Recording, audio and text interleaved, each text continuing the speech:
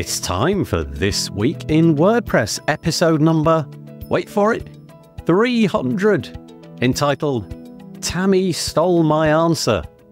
It was recorded on Monday the 1st of July, 2024. My name's Nathan Wrigley and I'm joined today by Michelle Frechette, also by Tammy Lister and by Bowie Francomer. It's a WordPress podcast, so guess what? We're going to talk about WordPress. First up, we talk about WordPress 6.5.5 and also 6.6, what's new, what's coming. Tammy goes deep into all the exciting things that you can do with themes. We spend a lot of time talking about an initiative to make it a lot more straightforward for volunteers to help sponsor WordCamp events. And I don't mean sponsor as in reach into their pocket, but to assist the enterprise of getting sponsors into things like WordCamp US, WordCamp Asia, and WordCamp Europe. We also talk about the fact that Corey Miller and Katie Richards have joined A2 Hosting as part of their endeavor to reach out into the community. Also, a potential snafu. WordCamp Europe next year in Switzerland conflicts with a major Muslim holiday. What should be done about that? We also get into a security-related incident where 5, well, maybe even 12 now, plugins on the WordPress.org repo have been distributing malware, much to the plugin author's surprise. And all of that is coming up on This Week in WordPress. This episode of the WP Builds podcast is brought to you by GoDaddy Pro, the home of managed WordPress hosting that includes free domain, SSL, and 24/7 support. Bundle that with the Hub by GoDaddy Pro to unlock more free benefits to manage multiple sites in one place, invoice clients, and get 30% off new purchases. Find out more at go.me/WP Builds. And by Bluehost. Redefine your web hosting experience with Bluehost Cloud. Managed WordPress hosting that comes with lightning-fast websites, 100% network uptime, and 24/7 priority support. With Bluehost Cloud, the possibilities are out of this world. Experience it today at bluehost.com/cloud. And by Omnisend. Do you sell your stuff online? Then meet Omnisend. Yes, that Omnisend. The email and SMS tool that helps you make $73 for every dollar spent. The one that's so good, it's almost boring. Hate the excitement of roller coaster sales?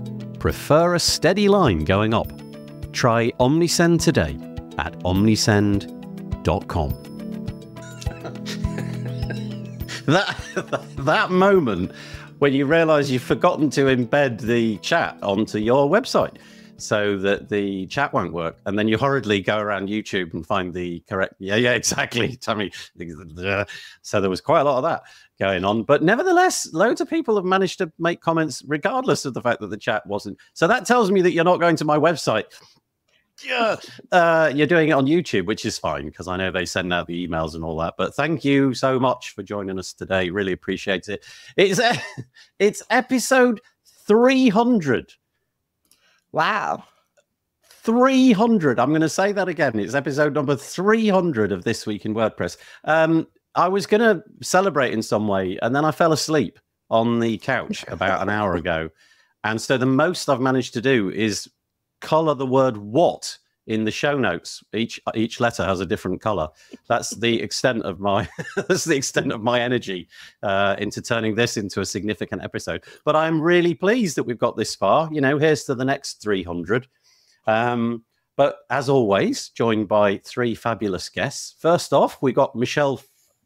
Where is she? She's there. No, she's there. There she is. How you doing, Michelle? I'm good. How are you?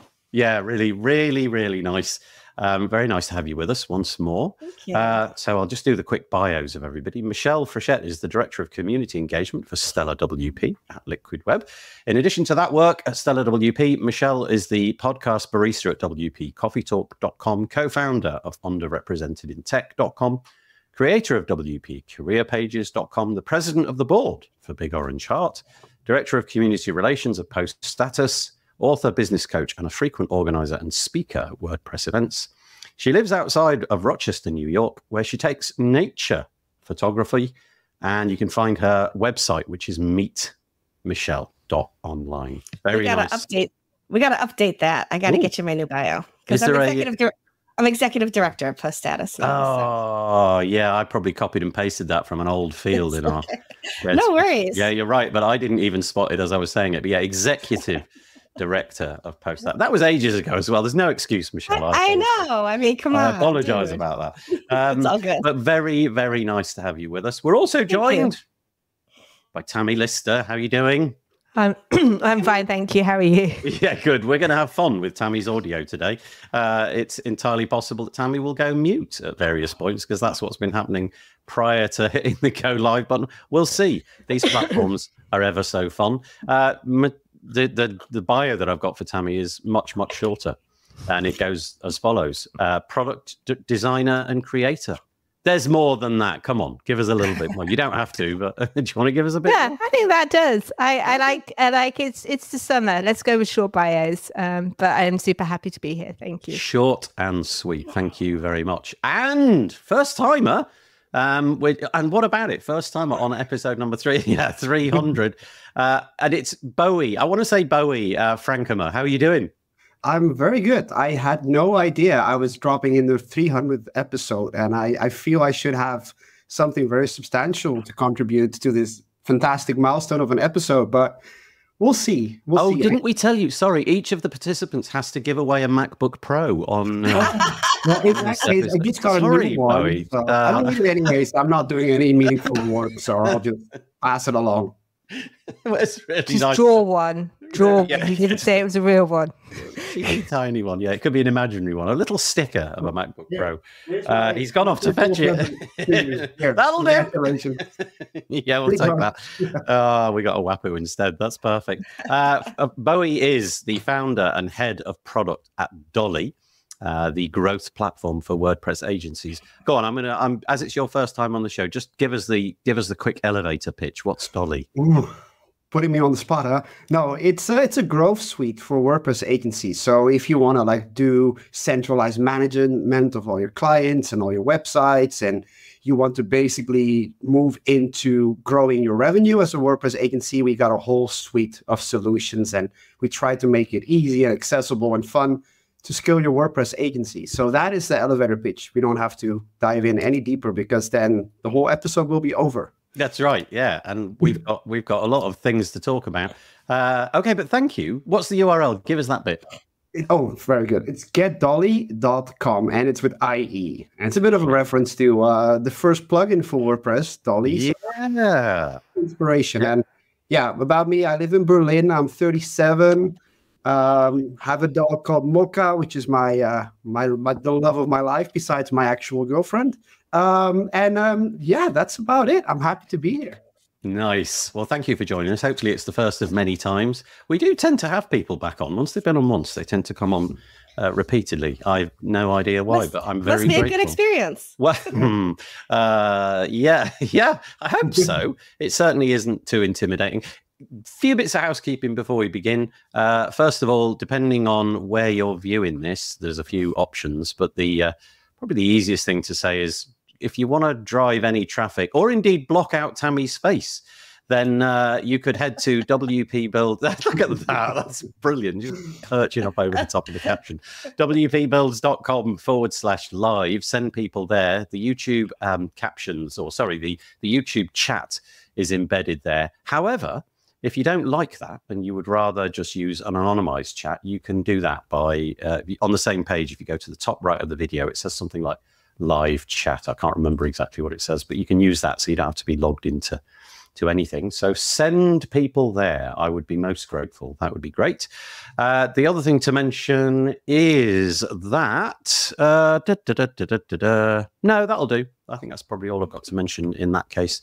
But we have a few people who've made some comments, so thank you very much. If for some reason the chat isn't working, then, just keep persevering. Or sometimes we have a bit of a disconnect with what's on YouTube and what comes through to this platform. So I'll try to keep my eye on both.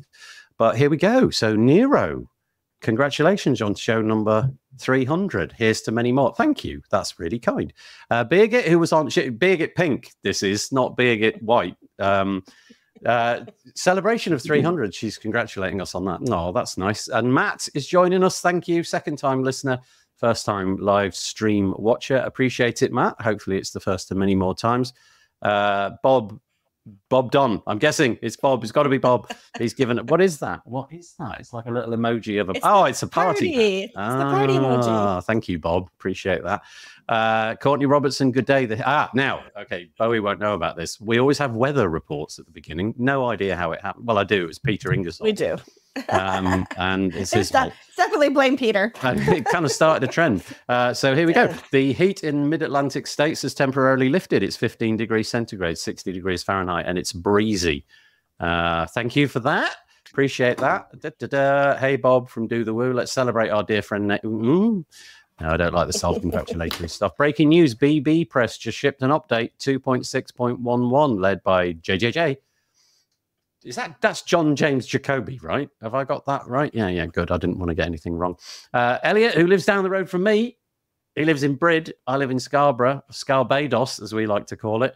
Thank you for joining. I know, Tammy, I know, but that's what we do. And then Cameron Jones is coming all the way from Australia.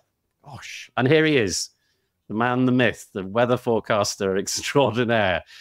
It's beautiful, sunny morning here in Connecticut. It's 21 degrees centigrade with low humidity and a bit of a breeze. Mostly sunny skies. Congratulations on 300. Thank you so much. And it keeps coming. 300 episodes, says Marcus Burnett. At least half of them have been... At least half of them have been really great. That's great. Thank you. Just kidding. I love starting my week with this show and all of these wonderful faces. Yeah, if you're in the UK or Europe, it's kind of Monday's all not quite over, but you're getting towards over. Whereas in the US, I am always surprised that a bunch of people tune in because it's like the first thing on a Monday morning. But there you go. And Marcus is giving us a little love heart instead. Fun fact, says Cameron. The first time I heard WP Builds was the 100th episode epic giveaway. Well done on getting to 300 live shows. Thank you. And Dennis joining us, main WP Dennis. Congratulations, Nathan. There we go. That's what we got for you so far. How do I make that go away? Tammy, we don't want that there the whole episode. No, there we go. Great. I don't know why, but the video embed on our website doesn't seem to be working. And that is not a problem of my creation. I think we might have some problem with the platform or something. So just head to YouTube and search for it on the YouTube channel over there. Okay, let's get stuck into what it is that we do. First thing to mention is this is our website, wpbuilds.com. If you want to stay up to date with the bits and the pieces that we do, typically this show on a Monday, which then gets repurposed, recycled, comes out on a Tuesday as a podcast and a video. Stick your email address in that little white box and then click the subscribe button. And then we'll send you two emails, one about this and one about the show that we do on a Thursday, which is a podcast episode. Quick thanks to our sponsors. Firstly, GoDaddy Pro. You can see there, they've been sponsoring us for many, many years, and I appreciate their ongoing support. We're also joined fairly recently, probably about a month ago, by Bluehost. So thank you for their new participation. And then joined this week, first week, by Omnisend. So thank you to them for helping us keep the lights on over here. I really do appreciate it. That's really, really remarkable.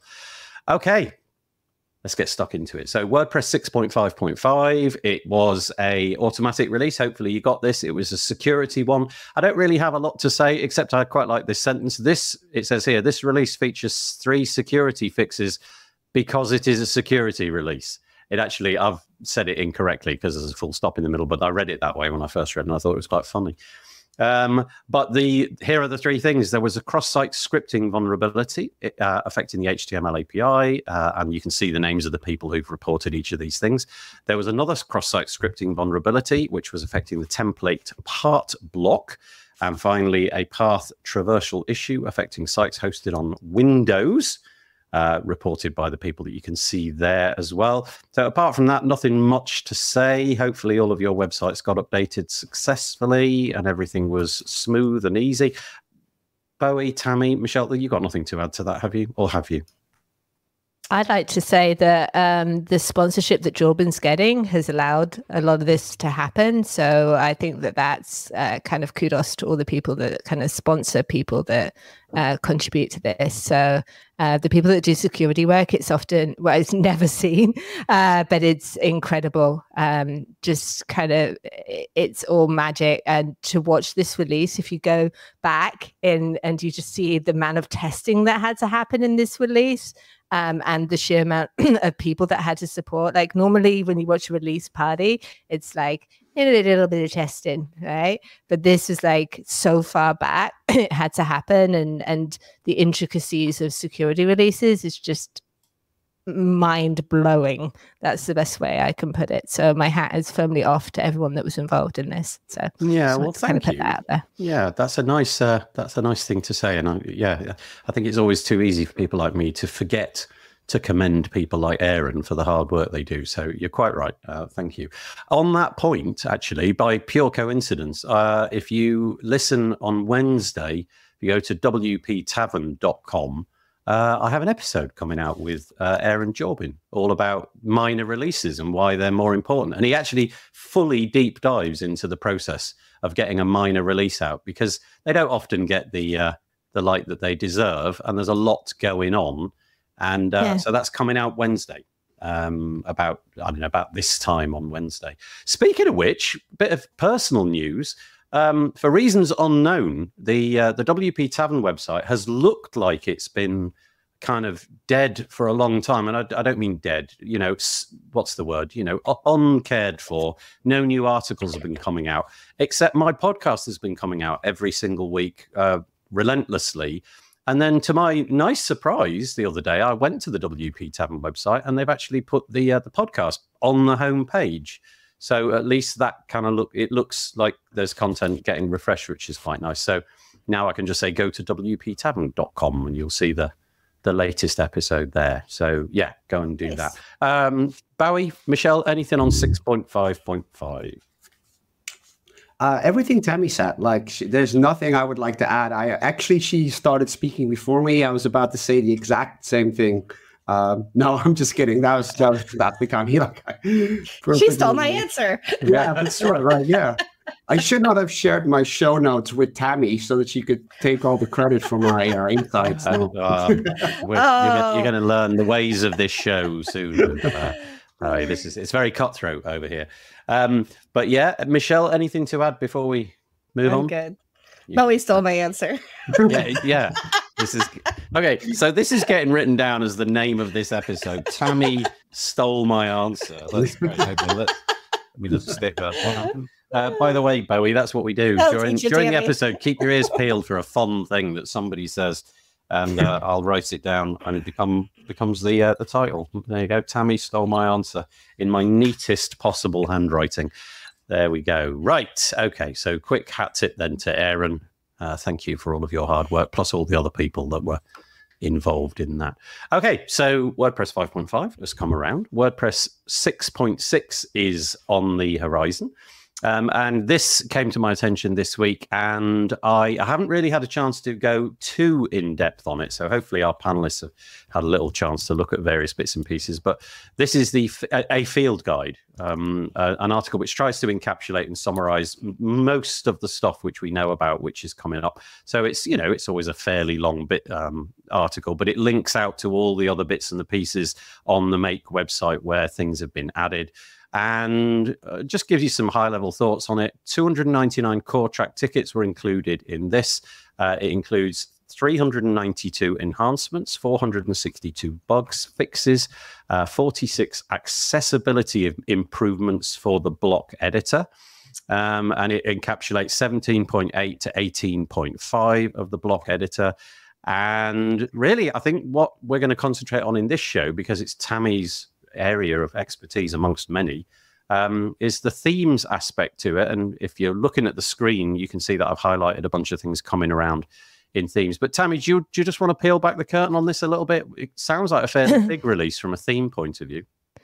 Yeah, it is. I also wanted to call out something not listed there, which is one of my side favorites, which is the site-wide background images. just because like the hacky things you had to do before. I think that's a really amazing thing. Just checking my sound's working as well. It is. Yeah, I can hear you. And forgive the coffee. So I wanted to say, like, I think when you see the new version 3 of Theme.json, that's optional. And I think that needs saying before anything. You do not have to have Theme.json 3. You can choose to opt into Theme.json 3. You can just plotter along as if you wanted to have it, if you want to support older versions. But what this is really doing is taking a lot of things that people had before in themes, either making them visible as settings, or just making it easier to do, from section styles to presets. So presets is a good example of where maybe you had to have a global style before, just for colors or typography. You now can use a preset for that. Super cool, super fun. Again, using JSON files, but all of these things are things you were doing before in a maybe more roundabout way. You can now do in a more official, easy way. Okay. I guess that's the best way. And fun things like grid, but be gentle. Don't sneeze too near grid layout yet, because it's still kind of getting there and baking. Yeah, and registering aspect ratios is something also. But there's hallway hangouts, there's videos, there's all these kind of supportive things to look at. And I would suggest kind of watching those and go through those first, because if you jump into something like grid layout without maybe watching a demo on it, you might, if you want to waste a few hours and get really deep, that's entirely your headspace, but maybe have a good soundtrack to do that. Okay, so we'll come to some more specific things like the articles that I'm sort of putting on the screen now in a moment, but just roll down here. So there's a whole bunch of things, and there's a bunch of miscellany as well to do with the block editor and what have you. Interactivity API, it says it includes updates for the interactivity API, such as a new async directive, support for derived state props from PHP, integration with Preact dev tools and new warning messages, HTML API. The update includes helpful maintenance release for the HTML API. The work includes a few new features and a major improvement to the HTML processor's usability. And then I guess this is fairly important. Hopefully everybody on this show, at least anybody who watching the show, has not got this problem, but WordPress 6.6 drops support for PHP version 7 and 7.1. My suspicion is if it begins with a 7, stop using it. But anyway, that's a fairly big deal. So that's all of the bits and pieces from there. As always, I will link everything that we mentioned today in the show notes, which will come out tomorrow. So you'll get those. But then, Tammy, was there anything specific? You mentioned about this Theme.json version 3, where you could kind of opt into it. Was there anything specific in this article in which Alex Lendy, I don't know how you pronounce that. Yeah, so there's some really good walkthroughs and steps. If you only want to support the latest, so if you're just experimenting yourself, I would encourage you to try it, because what it allows you to do is cut out a lot less code. And that's the kind of too long, don't read on particular settings. So if you kind of scroll down some of the presets, rather than declaring them, you can use defaults. So a lot of defaults kind of came in earlier, and by changing this version, and it is a breaking change, but this breaking change is needed to set the groundwork for easier things in the future. The thing is, you don't know what you don't know when you start on these journeys with the JSON files. And our very first version of JSON didn't maybe envisage, and it didn't, that we would have all the presets, and that JSON would become, we could hope and dream it could become the backbone that it is now. And if anyone has created using it, it's incredible. It really is, to just be in that space. But there's so much, like, our custom section is growing, and we are able to not do that by having more presets like this. So it's kind of really hallway hangouts are the best thing I can recommend for people who are starting to explore with this. And there's quite a few around themes, but just try using as many of the default settings in one of your themes. That's also one of my recommendations, because a lot of these things have those, and then you can add your custom kind of like scales and things. So you don't need to always do that. And that just means faster theme creation going forward. And then you can choose to override those if you want going.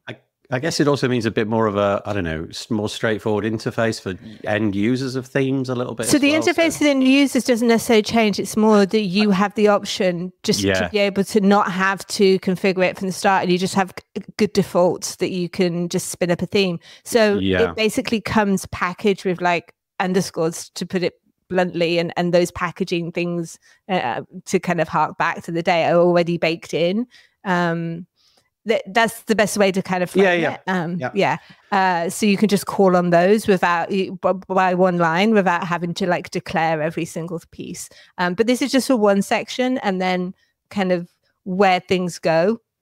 Don't have a crystal ball. But sometimes things need to be broken because you can't foresee where things are going to be when you start the journeys. You can't make an omelette, Tammy, without breaking eggs. I mean, I'm a vegan, so you can just break the toast through.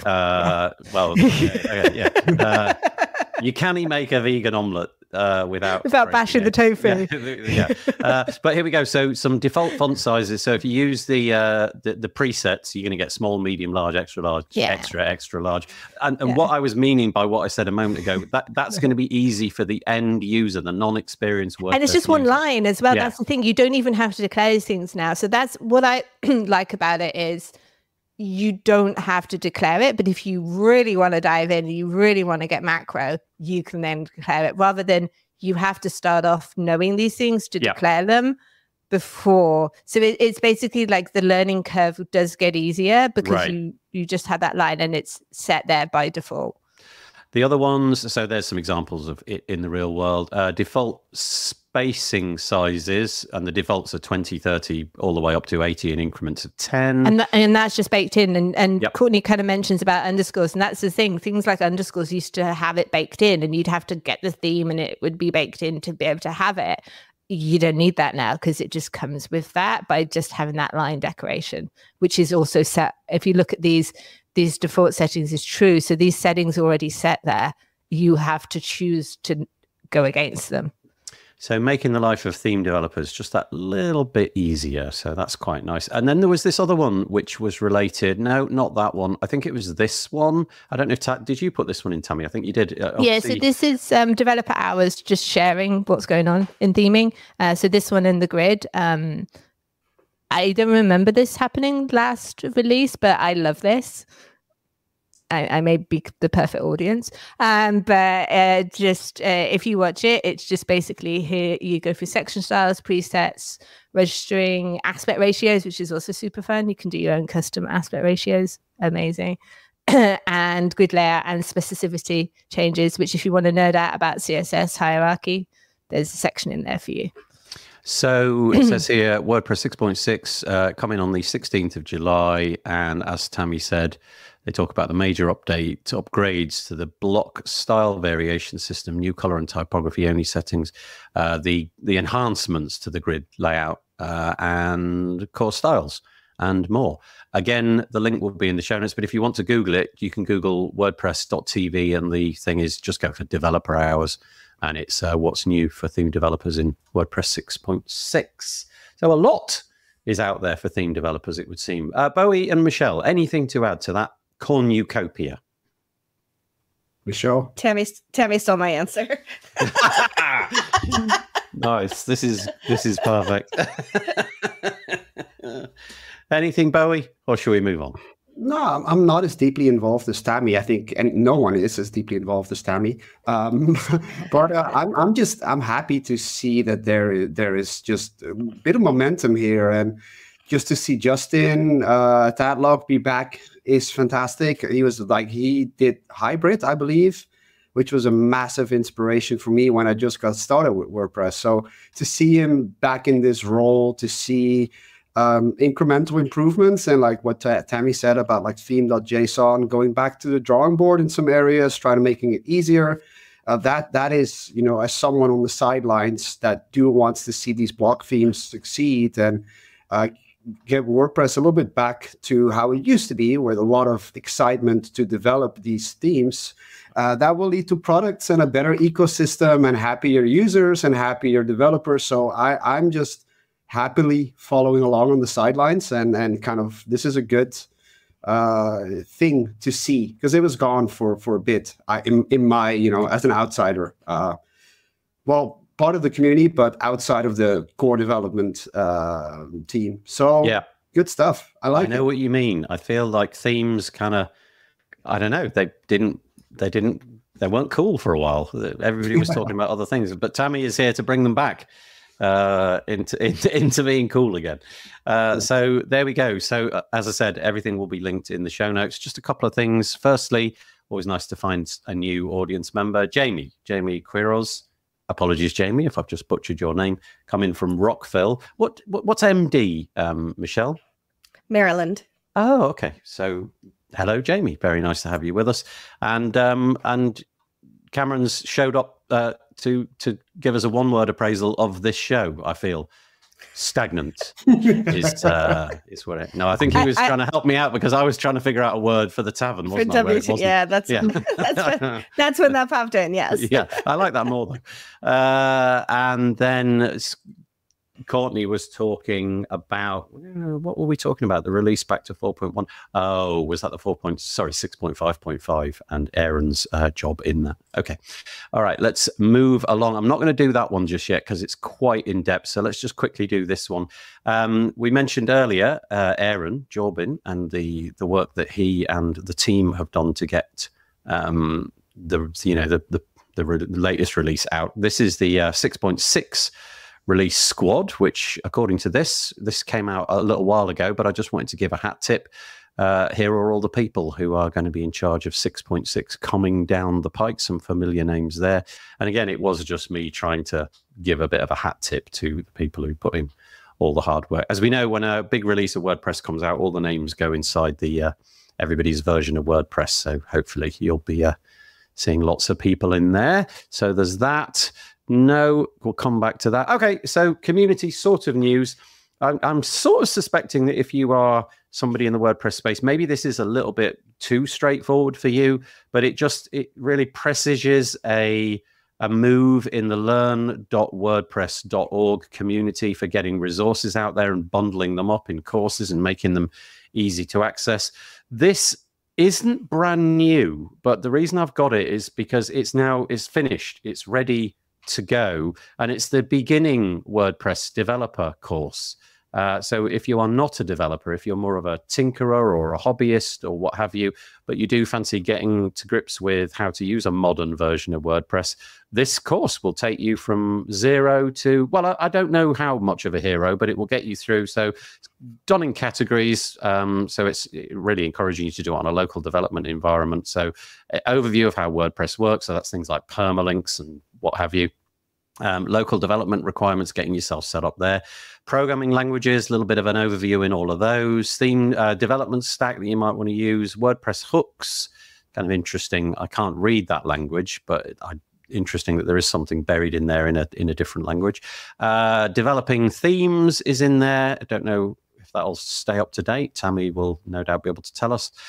Developing plugins, blocks, REST API, extending WordPress, and et cetera, et cetera. As of the moment, it's 273 people. I'm going to click the refresh and see if it's gone up. Ah, 2 more in the last 20, in about 20 minutes, that is. Keep clicking refresh and the enrolled learners just keeps going up. Anyway, I just wanted to give a massive, massive shout out to the Learn crowd. I feel that sometimes a lot of this work is hard to, how to describe it?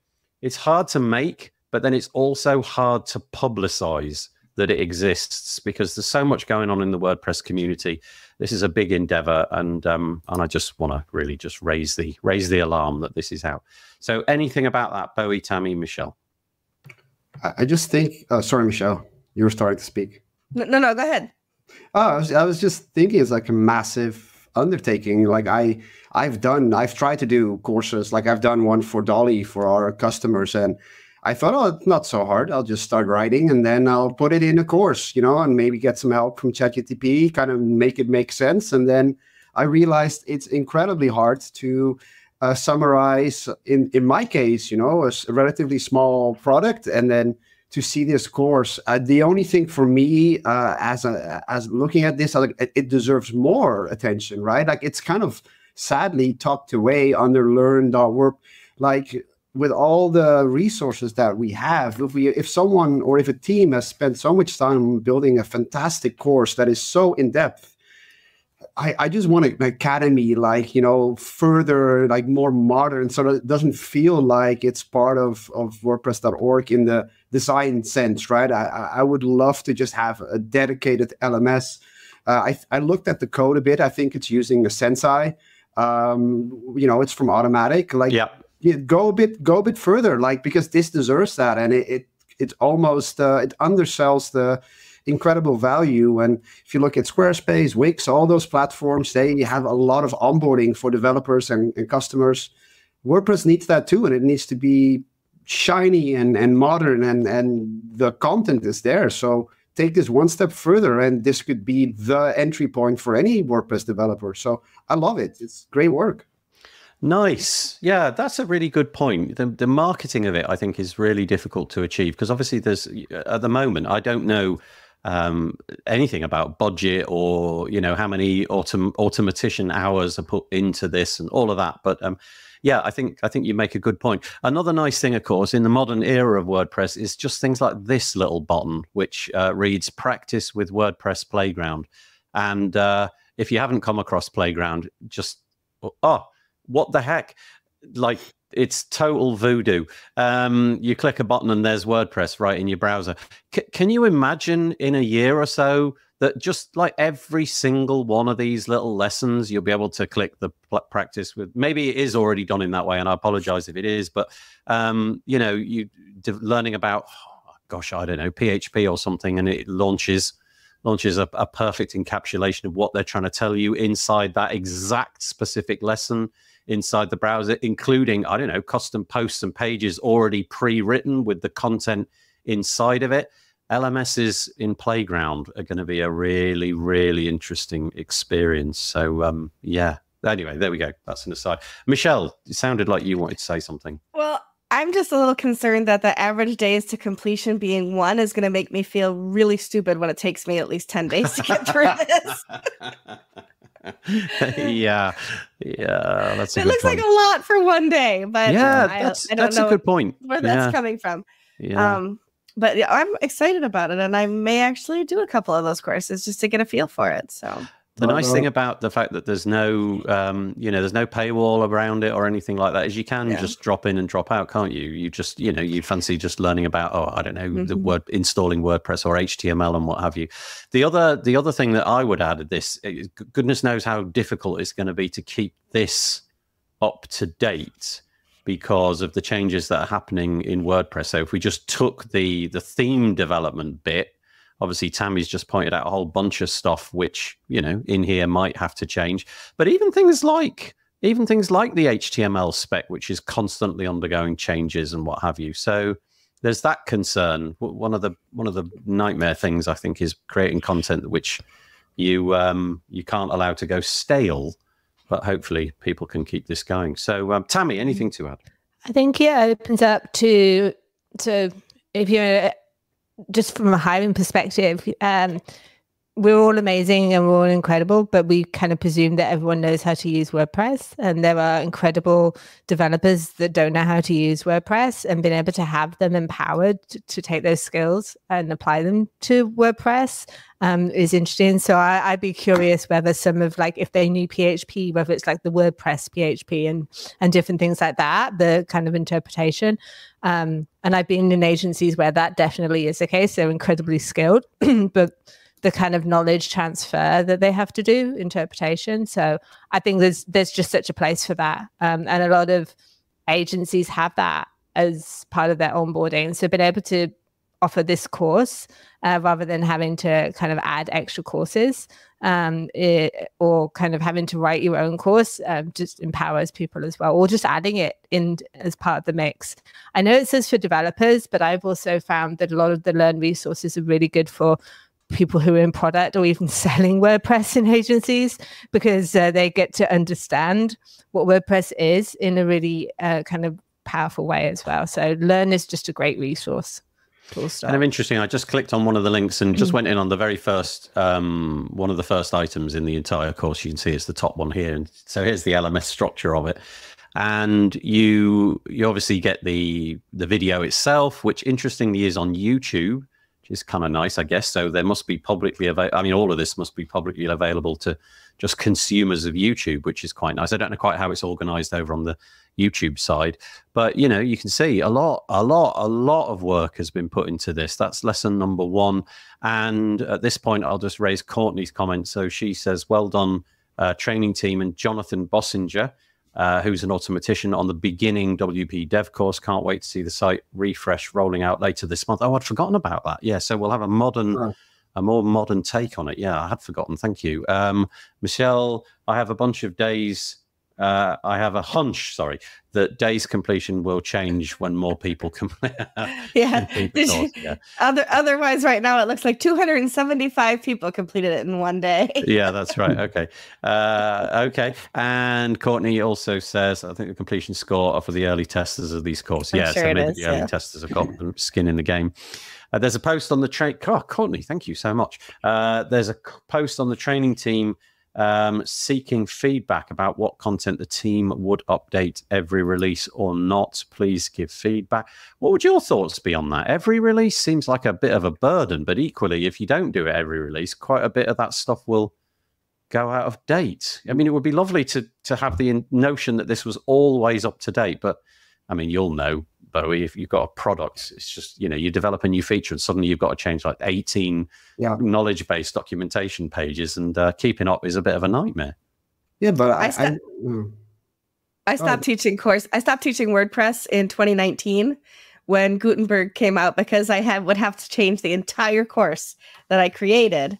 And even though I know Gutenberg now, I was like, yeah, I just never got back into it, because changing and updating coursework is a behemoth of a job. Absolutely. Sorry, Bowie.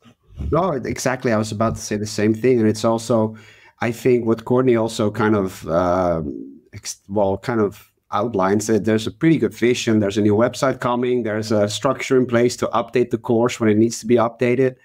I think that will only get better, right? So what I was thinking, what Tammy referred to, like, I would like to see, just looking at how people, the time they have to learn stuff these days, it might be a bit intimidating. That's what the joke Michelle made, right? Like, oh, I'm intimidated by the 1-day completion. I would probably have that same sense. Like, if everything is at some point stable and we figured out, okay, this is actually a good resource, I would like to see potentially, by doing some splitting up of lessons or making lessons a little bit more generic, you can repurpose the same lesson for different audiences very quickly. So you can kind of mix and match individual lessons and say, hey, this is the agency onboarding course for WordPress. This is the developer onboarding course. This is the absolute beginner, end user. So I just see a lot of potential here. And I would love to see the redesigned version of this coming out. And then I hope, but that's my personal kind of opinion, maybe a little more granular, like smaller courses that could be offshoots of this big course, if maintainable, would be fantastic as well. I think one option could be things you should know in the latest release. And that's like a good, that's something that constantly, and yes, we do have the field notes. Yes, we do. But being able to like have a section on Learn where you go and you can take like a test. I like tests. I'm weird. Where you can go through. That could help everybody. There are the workflows and, AI, but it's a workflow that you can do for updating screenshots and find and replace now that do help with releases, as opposed to like the old manual way that we used to have to do it. So I think there is an easier way to update things, but every release having to update all the documentation, particularly with data views and the design system changes coming, could be a little bit of a task going forward if we don't have some automation behind that, which I imagine we will do. Gosh, honestly, the more I'm just clicking about inside this course, which I confess I didn't do prior to starting it, the more I look at it, the more profoundly impressed I am. We are really, really fortunate to be in a community where this kind of stuff is going on, because, it doesn't have to happen.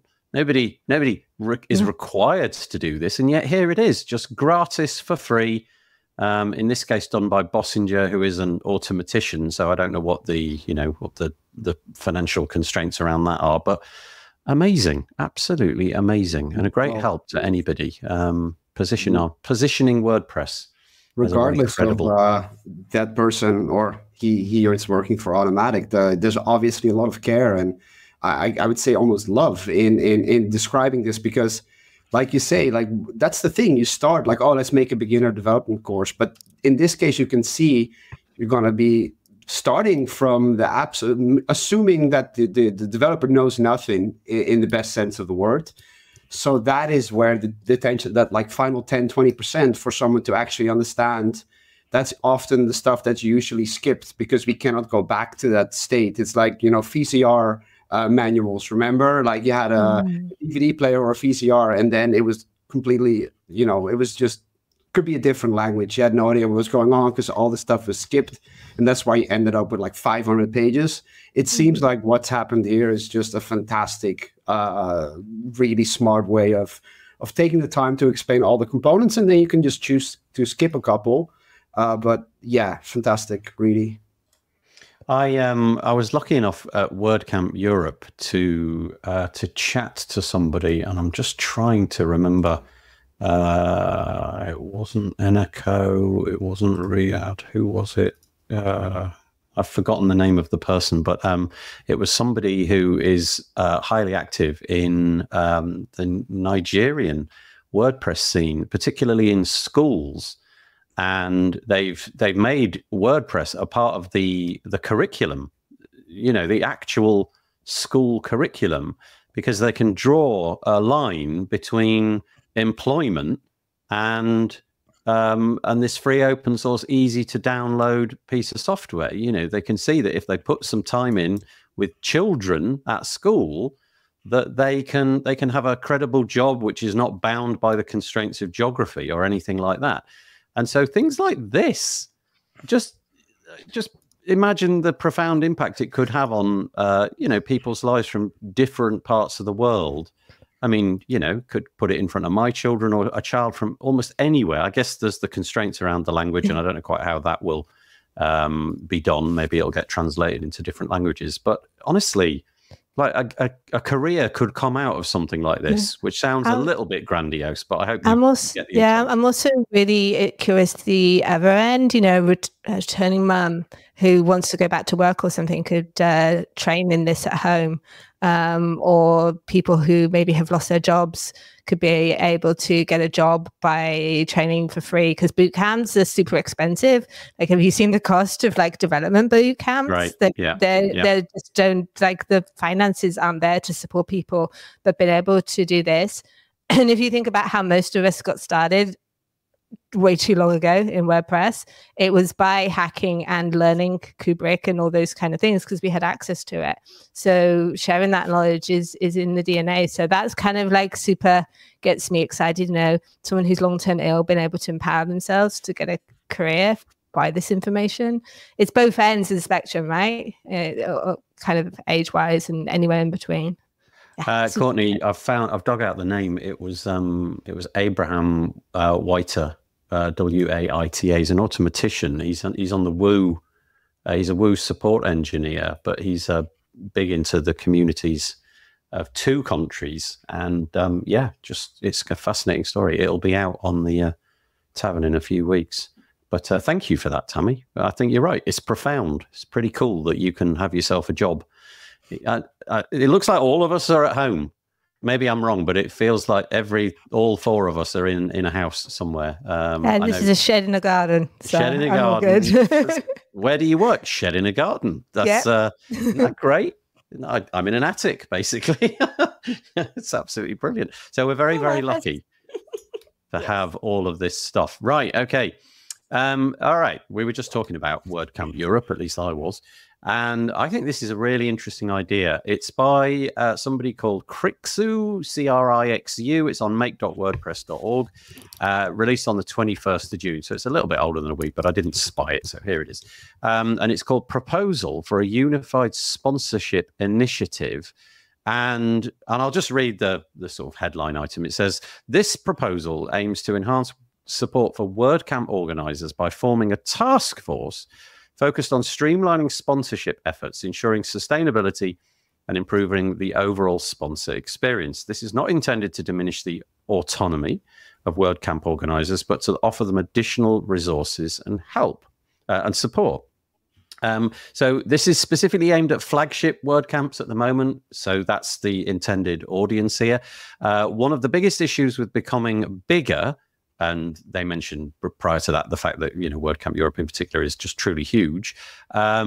One of the problems of becoming bigger is the need for more money and therefore more sponsorship activity, whilst relying on the work of volunteers to organize this. Selling all the required sponsor spots gets harder and harder from year to year due to inflation and corporate consolidation. And so here's a summation of a few of the problems that a new tranche of volunteers may face. What companies should they approach? How do they reach them? Is there a list for that? What sponsorship packages even exist? How can we make sponsorship that's sustainable? How to even approach this topic, how to handle global sponsors, and so on. So in the worst case, the whole team is different from year to year, relying solely on the documents of the previous year. And so this proposal is to create a small task force inside the community that supports sponsorship teams.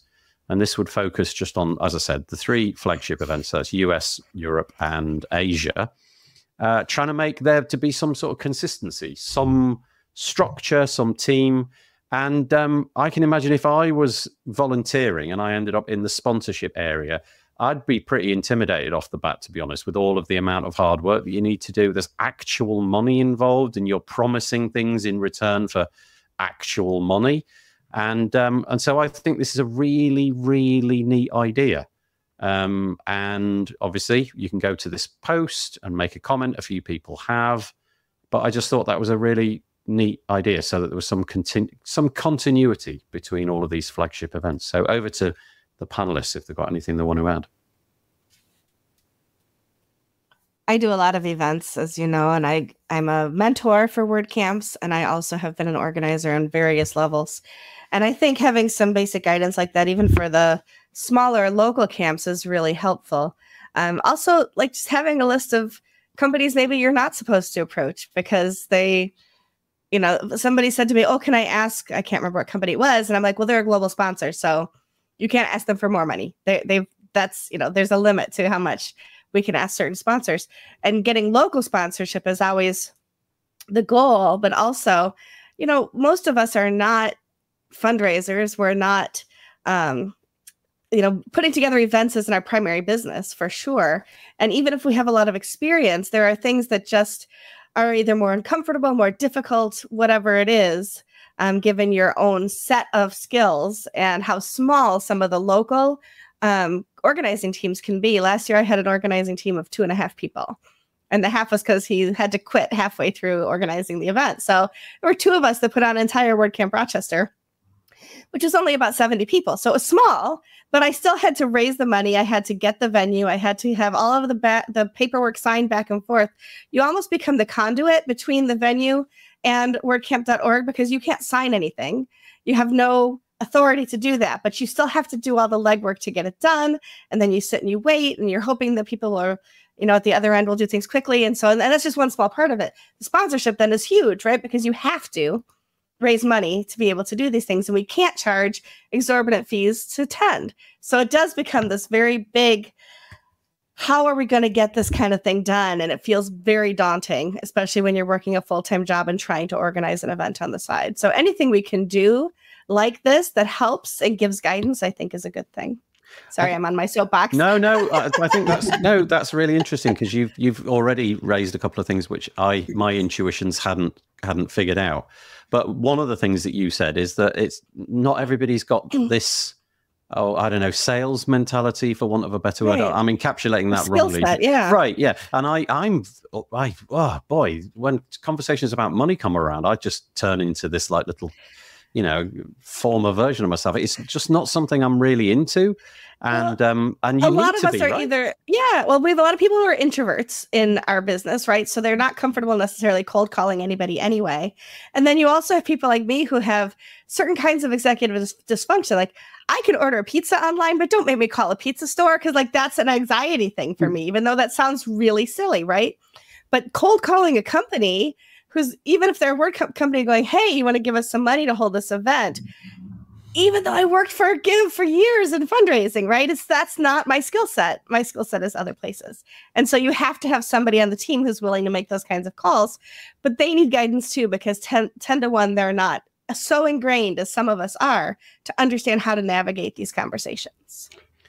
I would also argue it also goes the other way around. Like if you're a small product creator or a small company, and you, like, for example, we would probably sponsor smaller WordCamps if we would have the resources to have, like, oh, we have, community marketing builder, but we have one sales guy on our team. So for us to be in a directory where we could say, hey, we are open for sponsorships. And then, someone from an organizing team, which might be smaller, it's like, hey, Dolly seems to be, a small company. Maybe they want to do a micro sponsorship, right? So for me as a product builder, I immediately see just give a potential sponsor, give them an account, and just have like a dating site. Like, I'm open for sponsorships, and then the organizers log in and they're like, oh, let us collect a couple. Some of them that have the resources that are like big and established, like we sponsor everything, right? We just want our name on any WordCamp, and that's great.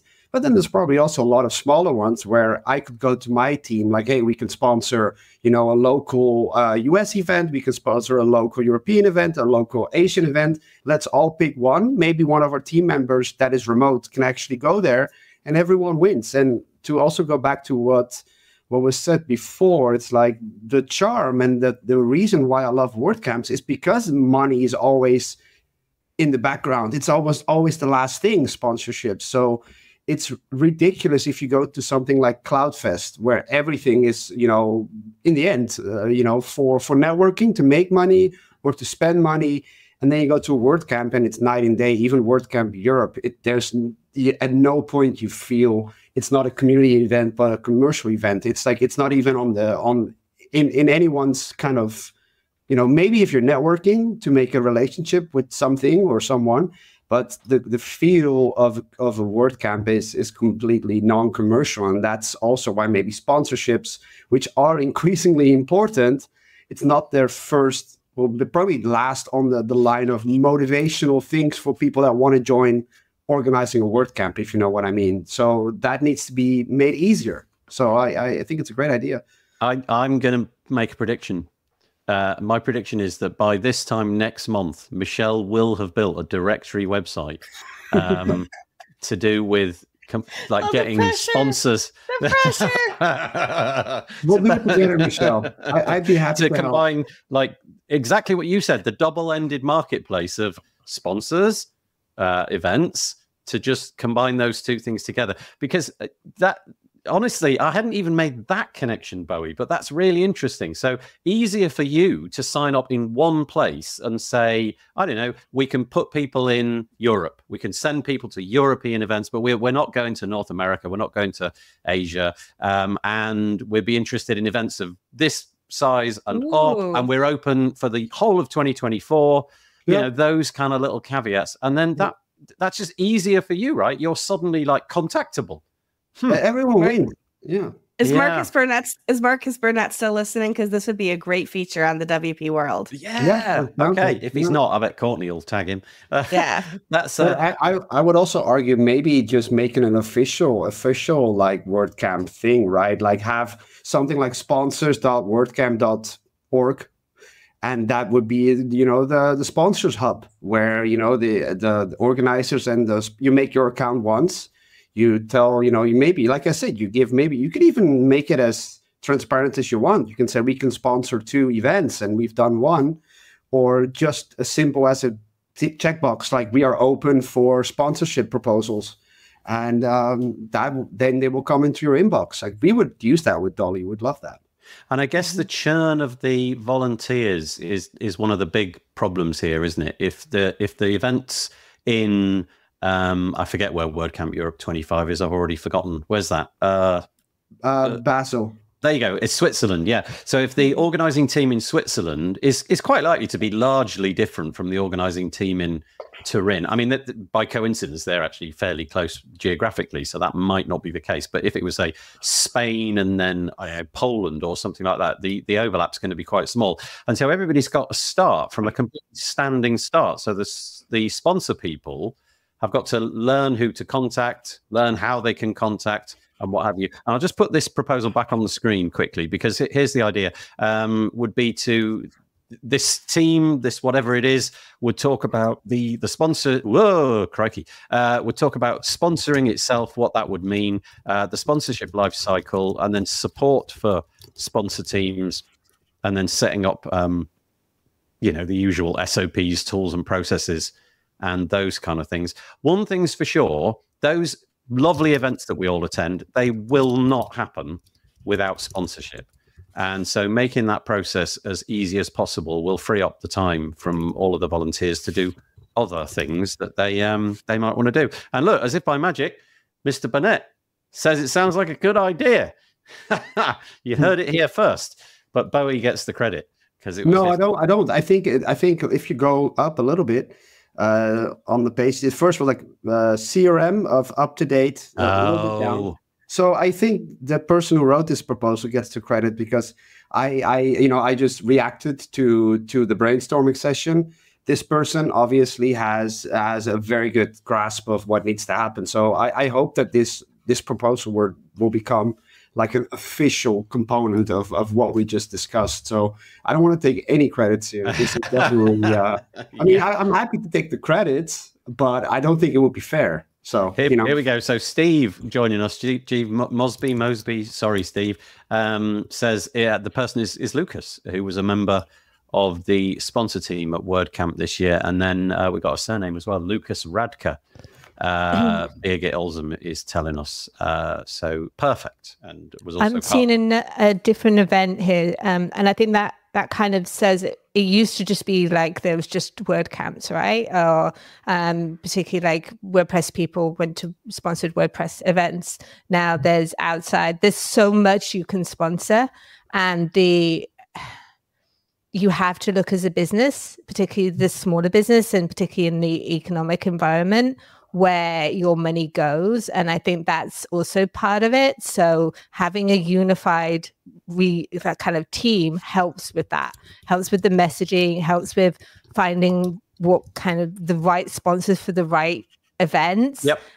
Because it may be that you are not the right sponsor for a flagship, and you are not going to get return, and that is totally groovy. It might be that you are the right sponsor for a particular event on a particular thing, and that could be incredibly good for your business. And those are kind of the things which I think, looking at the lens of, particularly from a product perspective, we just get better as an ecosystem if we find the right sponsors for the right spaces. Otherwise, people are just going to sponsor big events and just not see the returns that they want or need, and then that also doesn't give the right event. So it's kind of like you can't overpromise, as you were saying. Like it's but I also wanted to flag there is a handbook that is being created over the years and handed down through generations and generations of WordCamp Europe and big flagship event people. So there is information, but there's in these silos. So by all these people sharing it, they're sharing all that information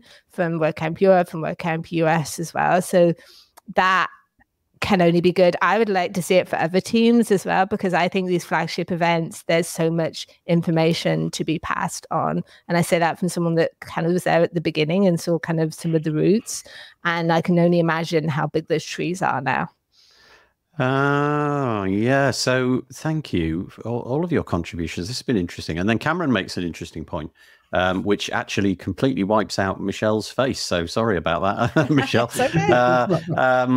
Cameron says, I would love to see something in the vein of WP Speaker, WP World, but rather than just WordCamps, non-foundation events like, so that just for clarity, I organised something with Anshin LaRue called the Page Builder Summit, and Cameron's mentioning that, just as important to the community. Yeah, so that's interesting. So stepping outside of just the WordPress specific events, so word camps. And it may be that you need to do that for your product at the particular time of its growth, and that's okay. Andrew's also got some interesting comments that kind of a tangent to that as well. Andrew Palmer, let me just make sure that I'll just take that off, and then Michelle's not being hidden by it all. Andrew Palmer joining us says, I must have received 100 or so emails, connection requests, etc. from WordCamp Europe sponsors and attendees. It's getting much more commercial behind closed doors. What do you mean by that, Andrew? Do you mean you were sort of inundated to the point of being sort of slightly, it's too much? Is too much of a deluge? What were you meaning there? I'm sorry, Andrew, that I sent 98 spam emails. And I did the other two. If you discount those 98... I think you got 102 because 2 were mine as well. Yeah. Mine must have been in spam. Also, those 300 business cards of Dolly I sent to you, that was a mistake. Obviously. Sorry. This is ideal. Maybe it's time to admit WordCamps need to take a nod from the CloudFrest to get more sponsors and allow them to commercialize it. Yeah, this came up, didn't it? I feel it was like a couple of months ago, something about what do sponsorships, what can be allowed within sponsorship at WordPress events, things like, I don't know if you noticed, but at WordCamp Asia, right at the end, the sponsors all had this little moment where they could go on stage and give away the prizes that they'd been offering in their booths. And it was kind of nice to round the event off like that, because it ended on a bit of a high. It was a bit like it was a bit like something you watch on telly, a bit of a game show kind of feel to it, where the people in the audience were getting excited because they had a chance of winning things. So mucking around with it a bit like that. Oh, so the opposite intuition from Andrew. He was pleased to receive them. Okay, got it. Good. Sorry. Yeah. Great. Happy to hear that. I just put in the chat, Nathan, the WordCamp US is doing something kind of working in that direction with their showcase day, where if you have created a product or something, I can't remember exactly how it's said. One moment. That's okay. I can put it on the screen. Yeah. Here we go. This piece. The breadth of possibilities. Yeah. Oh, yeah. This is the extra day, right? This is day 4. Yeah. Actually, I think it's day 2 of the schedule, something but it's like that, it's a 4th extra day. I haven't really got my head around what this is. Can you sum it up, or are you? Basically, like what it says, what a showcase day. It's opportunity to see the breadth and possibilities of what WordPress offers, from high profile, large scale projects to niche creative implementations. So kind of following on the NASA keynote last year and the technical workshops that they had, they want to be able to show a little bit more. So you're allowed to have some branding on it, because how can you create, show something that you created without it? So it's a little bit more in the direction of businesses, but at the same time, it isn't saying, hey, sponsor and you get this stage. But it's kind of blending a little bit more of what it looks like to be a business within WordPress. Right. So it gives you an opportunity to show your stuff, but maybe without just all of the commercial bits and pieces that you might get on a television advert, for example. Right. Yeah. Okay, that's interesting. And then Keith joining us saying, I didn't receive as many as Andrew, but for WordCamp Europe this year, I was surprised at how many sponsors contacted me beforehand asking me to visit their booth. That never happened before. Yeah, I get the impression that a few companies out there go and scrape the attendee page, don't they? And so you often get like a slew of tweets 2 or 3 days before saying, what you're doing and what have you. I guess that can be viewed in 2 ways, can't it? That could be unwanted, but also if you are turning up to network, it could be great if somebody makes the effort to reach out to you like that. And then Courtney says, Bowie, what I hear is that you should send Andrew more emails and a business card. I think we should make this is everybody's constant study, is to deluge Andrew Palmer with spammy sponsor emails. I'm just sensing Andrew create a PO box as we speak. That's a quick I'm not a developer, but I'm sure Tammy could write some code to make that happen really easily. Really make his life really fun. So he's back. I had a chat, Bowie and I had a chat to not send any more stuff. Okay, got it. And then, this is Bowie. That's his comment. So there we go. Too late. Just sent a batch of cards and T-shirts. Coming your way, Palmer. I hope you had a nice time on holiday, by the way. I hope you enjoyed your time where you went, which was quite nice. Me and Tammy sat with Andrew Palmer in the airport on the way home, and spread the COVID joy. Whilst she wasn't the only one who got it. Did you escape it, Andrew? If you did, then you're getting the right kind of stuff through the mail. It's the only souvenir I bring back consistently from WordPress. Maybe this episode should be called Spread the COVID Joy. No, maybe not. Okay, moving on. That was a really interesting subject, though. Honestly, fascinating. I think that's a great initiative, a great idea, and make I don't know, just make that whole process a whole lot easier. Okay, back to community news. This time, certainly one face familiar to me, but I think two familiar faces. This is to say that Corey Miller, and do forgive me because I don't know the other person. Is Katie Richards. They have a new role. Up until, I'm going to say about a year ago, Corey, was he the executive director at Post Status before? He's prior to the owner. Yes. Okay. Well, that was where my interactions with Corey were at least focused. That's what I knew him for. But he's taken on a new role at the hosting company, A2 Hosting, and along with Katie Richards, they're starting up this thing called the Community Growth Team. So I just thought I'd mention that. I don't know a great deal about that team or A2 Hosting. Corey also founded iThemes, so Corey kind of goes back quite a ways. And Katie has worked with her husband. Is it Brian Richards? I think. Yeah, Brian. Sorry. Yeah, who does WooSesh and WordSesh, I think. That's their project as well. So Katie's got a lot of experience, and she's also one of the leads for the photo mods over at the photo project at WordPress.org. Okie dokie. Anybody want to add anything to that? Nice little bit of community news, though, getting hired.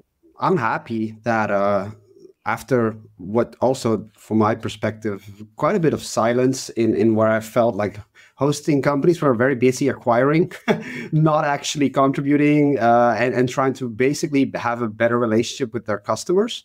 And to have such big names with such a good track record to start this community initiative, like, of course, we have to see if it's an actual community initiative or something else. Like, you don't know the intent of exactly why this has been started, like, to be completely kind of neutral. But I think it's a good sign that big hosting companies are like, okay, we're going to have a community outreach program or success team or anything in that vein.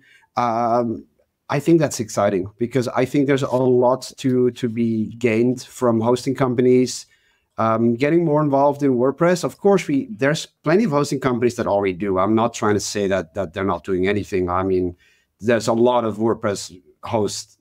Well, a lot of hosts doing WordPress stuff. They have to because it's the only market that's still growing in the hosting industry. Like I learned that at CloudFest that there is actually every type of hosting is stagnating or going down, and WordPress hosting is still growing. So this makes a lot of sense, and it's also great to see actually well-known people that we all know and love for what they've done in the WordPress community to be part of this, right? So it feels genuine, or else they wouldn't not have taken that position.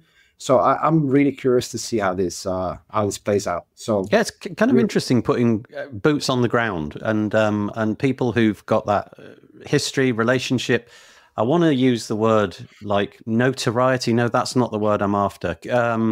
Something akin to trust is what I'm trying to encapsulate, but the word won't come into my head.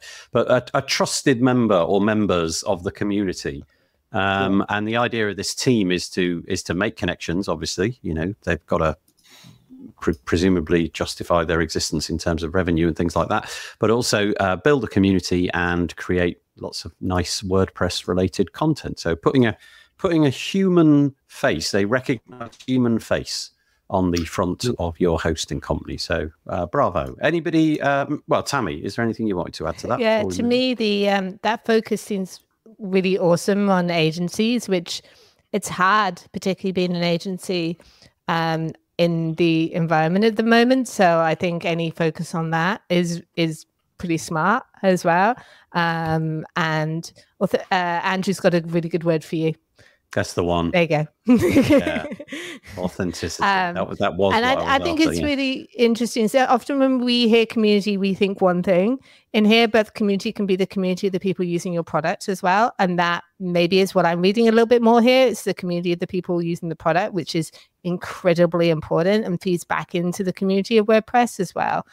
So I'm really curious, because as the community of their product grows, the community of WordPress is going to grow as well. So I'm kind of excited where that goes. Nice.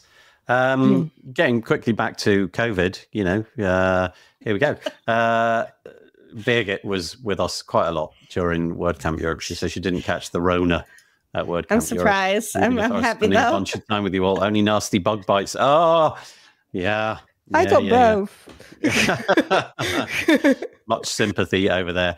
And then Andrew Palmer saying, I can see more and more of this happening at larger WordPress related businesses. Good luck to Corey and Katie. Yeah, it's interesting. I can't put my finger on, not immediately out of my head anyway, of something quite like this. So that's certainly, I thought that was eye-catching. Okay, the fun news. Oh, no, not this one. Let's do this one first. Here we go. This is, first of all, another community piece. And this is from Jewel, he likes to go as, but Shahajan Jewel, who released a letter just a few days ago about WordCamp Europe and the collision of dates. So Jewel, if memory serves, is coming out of Bangladesh, and I'll just read the salient sentence here. It says, as you may be aware, Eid al-Adha, one of the most important religious holidays in the Muslim calendar, falls on the same dates as the planned WordCamp Europe 2025 in Switzerland. This overlap poses a serious conflict for Muslim attendees, including myself. And there's a lovely little sentence just down here, and it goes like this. Imagine the scenario where a flagship WordCamp is scheduled on December the 25th, Christmas Day, all of the conflicts that would cause. And so he's, by the sounds of it, he would welcome a change of calendar dates. But there's obviously all the stuff in there. He understands being a creator of WordPress events. He's an organizer at various WordCamp local events and things like that. Has the realization that, things like booking rooms and all of that does cause problems. But it is kind of interesting that there was that collision, and that collision didn't get spotted.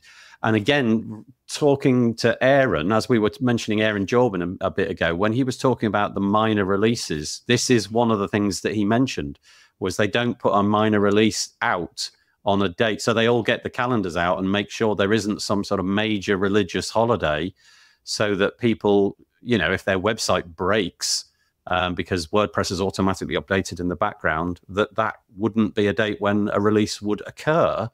And yet this one seems to have slipped through the net. I don't know how to square this circle. I imagine it's going to be very, very difficult to unpick what's already been set in motion. The event, the date, the publicity, the actual venue. Presumably, sponsors are already on board and things like that. Maybe a bunch of people have booked airline travel already. But I guess it's just a bit of a, can we bear this in mind for next time? So again, over to you, the panel. I think it happened before as well, 2 years ago. So that's why I can completely emphasize with the frustration there. And I think what was said by someone on the team of this year is like they had an incredibly limited window of when it needs to happen. And then they only had this specific venue available for this specific date. And that was their only option. So I'm not sure if they overlooked it. I'm sure I cannot speak on any of that was just what I saw. It's like they find it probably incredibly unfortunate. And I mean, if it was up to me, like everyone should be able to attend. And like the Muslim community who are like, why are you doing this at this weekend? Because it's literally one of our most important celebrations of the year. I would be just as annoyed and probably less friendly than how this person worded it. They did a fantastic job in making the case. I'm just afraid that it's too late now, right? I hope next year, or maybe then consider like maybe those 2 weeks, because I think it often falls in the exact same time, right? Like it's maybe a better time of year where this simply cannot happen. That window of when the event needs to take place should be considered, you know? I could be wrong, and I probably am wrong, but I'm going to say it anyway. I think the Islamic, for want of a better word, calendar, is it a lunar calendar? So does it move throughout the year? I think it does change. I don't think it's a set day. Yeah, so it wouldn't be like December the 25th, which is every year, and predictably so. So that one's dead straightforward. This would require opening up the calendar each and every year and making sure that the key holidays, I guess. And then I suppose you if you do it for one, you've got to start doing it for all. So I don't know what that would leave us with as well if we had this, hodgepodge of different calendars like the Christian calendar or whatever calendars, just line them all up together and find that there's not so many overlap. I don't know how difficult that would be, but yeah. It does strengthen his argument, saying like this would even not happen with Christmas, right? So how can it happen twice with this? Right. So I think that is a very fair point. Like then obviously there is something going on where you just don't consider the Muslim community well enough, right? Like that would be my conclusion. It's probably not what's going on, but it is the end result. So I can completely emphasize with their frustration. It's not a small religion either. It's a major world religion. And it's one of their two major holidays that they have. So it's okay. We don't often touch on the subject of religion, but that was kind of an interesting one because it collides with, the WordPress community perfectly. So there's the open letter. I will link to it again in the show notes, and it has comments open, so you can go and lend your support to that. But have to see what comes of that. All righty. We'll move on because we're a bit late. So we'll go to, oh gosh, I mean, really do we have to deal with this? So Ars Technica, this was just the first place that I saw this news story. It then got picked up by more or less every outlet on the planet that has anything to do with technology or the internet. Backdoor slipped into multiple WordPress plugins in ongoing supply chain attack. So this is like the security problem that just is so great because you infect one package and you've then upon update you've upset everybody who's using that plugin. So I'll just read. Security is not really my strength. So Ars Technica said on the when was this? This was the 24th. So this story has probably changed a little bit since then. WordPress plugins running on as many as 36,000 websites have been backdoored in a supply chain attack with unknown origins, security researchers said on Monday. I believe it was actually WordFence. So far, 5 plugins are known to be affected in the campaign, which was active as recently as Monday morning. And again, it was WordFence which reported it. Unknown threat actors have added malicious functions to updates available for the plugins on, wait for it, WordPress.org. When installed, the updates automatically create an attacker-controlled administrative account that provides full control over compromised sites. Yay! The updates also add content designed to goose search results. Yay! And so they've described this as poisoning the well. Now, again, I'm not a security expert, but my intuition here is that you can't point the finger directly at .org. That's not it, right? This is people who got credentials for 5 plugins who were then able to access the .org repository, and basically rather than going to one website at a time and trying to infect it, you poison the well, you infect the plugin. When an automatic update of that plugin is downloaded, or indeed any version of it is downloaded, you've then got yourself into people's websites. Now, there's quite a few people who in social media were saying that they've gone out and they've just, they've checked their repo. If they've got a plugin, they've made sure that nothing weird appears to be in there. They've even gone as far as doing things like resetting their WordPress.org password and putting 2FA on and things like that. But this is just low.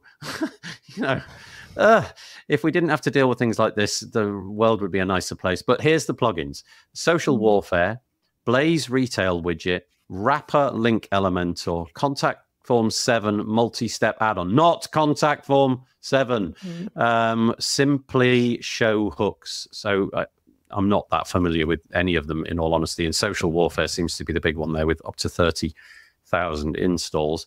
But, I don't really have any advice other than just if you've got a plugin, just make sure that everything is tickety-boo and as it is. Yeah, that's the story. There's nothing much more. I want to channel Tim Nash of Keep Calm here, because I think that's always like, security isn't necessarily my thing, but if you maintain a plugin, change your password, pretty good idea, and make sure it's secure would be like the baseline here. But also kudos and props to all the people behind who have been fixing this while we've all been running around like Beaker panicking when we see articles, because the plugin review team working overdrive doing this, the people who are there's so many people in the back room of WordPress that are organizing and supporting us so that we can be safe here. So yeah, there you go. Andrew just kind of flagged that up. Yeah, so that is impressive, and it's worth kind of saying. Yeah. Oh, yeah. I'd forgotten this part of the story. Yeah. So big shout out to the .org contributors who issued a password reset and also worked over a 20-hour period to approve updates on plugins over the weekend. Again, thank you. Amazing. Cameron says it's up to maybe a dozen plugins by now. And then Courtney adds in, plugins team has post wanting all devs to reset their password. Don't just reset to a secure password with two-factor authentication if you can. Yeah. So don't just put your cat's favorite name. Do like a secure one and just be sensible. But if you look at the plugins as well, the ones that are listed there are probably ones that are really good to be backdoors, right? They're little add-ons and all those kind of things. Oh, interesting. Yeah, apparently again, I am not an expert. Apparently the action that the malicious actors took is described in this article as not all that sophisticated. So let's hope that is the end of that, and that that we won't hear too much more about it. Scott Kingsley Clark, Courtney says at Pods, WordPress plugin developers, make sure you enable release confirmation emails. It requires interesting. So that requires you to click on a link, Courtney, in an email that you get when you push an update. It sends you some sort of confirmation, which you have to then double check. That's kind of interesting. That's more belt and braces. So new password, make it long, make it pseudo random noise. Two-factor authentication. And enable release confirmation emails. And don't panic. And don't panic. There you go. And carry a towel. To make that mandatory, why that's to me seems like 2024, like mandatory confirmation email for plugin releases. Doesn't sound like a weird idea to me, but yeah, I think you're right, Bowie. I think that it might mess up some automated deploy flows for the big guys, but I think this makes a lot of sense. Yeah, that's interesting. Anyway, I didn't even know that was a thing because I'm not a plugin developer, but there we go, the joys of but being that's on also the thing, if you are named as a developer on a plugin, also reset your password, because a lot of people who are adjacent but just named on repos, they also need to reset their password. So you might be like riding along on a repo to make sure that you're not doing that, like as a tester, a reviewer, all of those kind of different things as well. That's an important thing when you're saying like, I don't maintain one, but a lot of people are like credited as well and have access. And my advice to the people who are responsible for this, stop it. Just stop it, all right? Just go and have a sit down, have a biscuit. Find a hobby. Do something else. Do something useful. Which is helping people, not this nonsense. So there we go. That's going to fix all of it. Okay, right. Very, very quickly, because we are fast running out of time. You mentioned this hallway hangouts, and I failed to do it at the right moment, but I will put that in the show notes. Tammy, is that all right? We won't dwell on that one, but there it is on the screen. A recent one on the 19th of June. However, this is quite an interesting one. This came to us courtesy of Bowie. I didn't know this was a thing. You snuck this in at the last minute. Welcome to a new era of partnership with Automatic with 2 T's.